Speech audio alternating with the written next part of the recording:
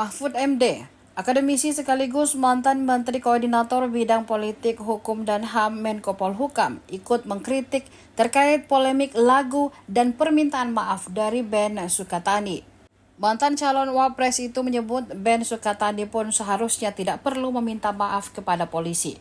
Selain itu, kata Mahfud, pihaknya juga disebut tidak perlu menghilangkan lagu yang berjudul Bayar dari sejumlah platform musik.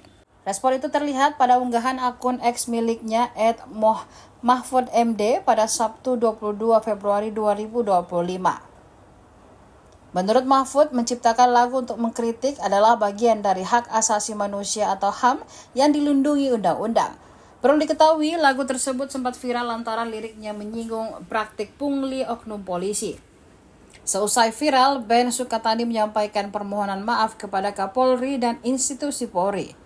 Pihaknya menegaskan lagu tersebut ditujukan untuk mengkritik oknum polisi yang melanggar aturan. Sementara itu, personil Ben Sukatani memutuskan menarik lagu itu dari platform streaming. Lantas, Dewan Kesenian Jakarta menilai permintaan maaf itu sebagai bentuk pembungkaman seni.